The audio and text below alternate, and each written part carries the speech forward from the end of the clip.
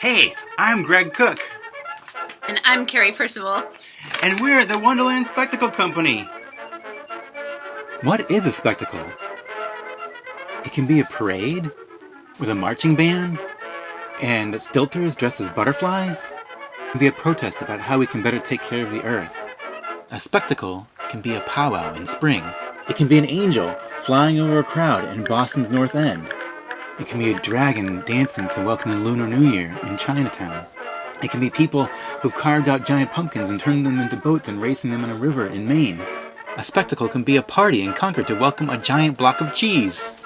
Spectacle is people dancing in the streets. It's joyful. It's healing. Kari and I met in art school in Chicago, where we were taking a class to learn relief printing, which is when you carve wood or blocks of linoleum to make pictures that you then can print kind of like rubber stamps. Look, here's Kari printing one right on our kitchen table. And we do lots of drawing. First we sketch in pencil usually, and then sometimes we trace them on a light box using a brush that we dip into a jar of ink. I've been illustrating children's books. This one's about frogs and salamanders crossing the street to get to their vernal pools in springtime. This one's a fable about the grasshopper and the ants and how it's important to prepare for the future. And Kari made this amazing poster for the Honk Festival, a celebration of activism of marching bands in Somerville and Cambridge.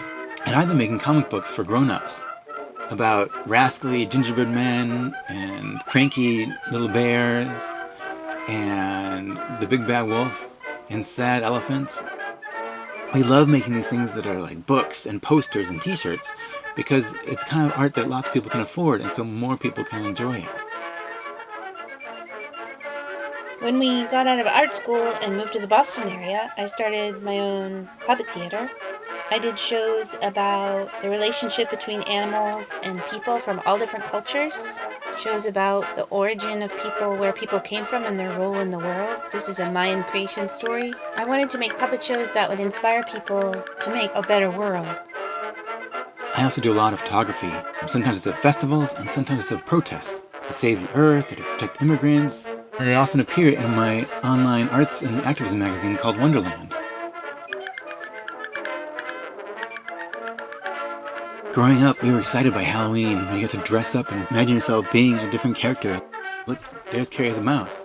And then there's Caribbean Carnival in Cambridge and Boston. Or places like Disney World where you can get to go right into the art. Kari and I lived for a long time in Gloucester, where each summer they have the St. Peter's Fiesta. It's an Italian Catholic fishing festival. They carry statues through the streets. Look, there's St. Peter himself. And they dress up in costumes, and they try to grab the flag off the end of a greasy pole. Do you think you could do it? St. Peter's Fiesta is a spectacle that embodies the heart of the city. In college, Kari discovered Bread and Puppet Theater up in Vermont.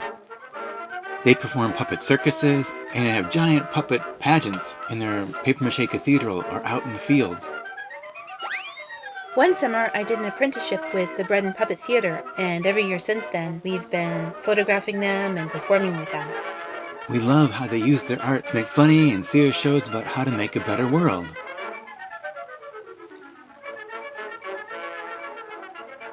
So these kind of spectacles were inspirations for us, about how to take our drawings and our imaginings and move them from things on a page into things in the real world. We made the saddest parade on earth in Beverly, the pity party with our friends at the Somerville Arts Council. Often people will tell you that they want you to keep your sadness bottled up, but we wondered what would happen if we got a few thousand friends and we made a giant festival about what was making us sad and what could maybe make us feel better. We worked with Cambridge Arts to organize the Mermaid Promenade. We helped our friends celebrate Diwali. In Somerville, we held the How to Fix the World Festival. And in Somerville again, we did the Starting Over Festival. Look at this poster Kari made. We had poetry and painting and even worms. It was a festival about spring and using the notion of spring and new beginnings to think about how we could live more sustainably on the earth, even in our own backyards. And we planted a tree because we always love to leave something beautiful behind. Kari's also been doing protests. I've been protesting fossil fuels because they destroy our climate and they make it hard for all living things to live on our planet. And in Malden, we helped organize this protest against racism. We want a world where everyone is treated equally and fairly. So how can you make a spectacle? We are getting ready for a parade. You can put on a mask and make your own banner. You can get a bunch of your friends and dance in the streets.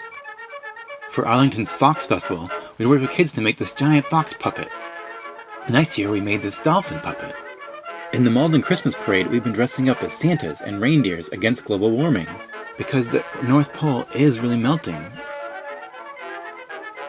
There's a concept called world building among those who write stories about princesses and space adventures and superhero comics.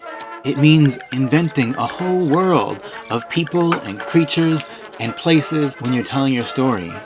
And we've always been excited by this idea of inventing our own imaginary worlds. What we've been doing with our spectacles is taking it out of the realm of fantasy and putting it in the real world, to make a world that's more magical and meaningful and wondrous and fair for all of us, even if it doesn't always go perfectly.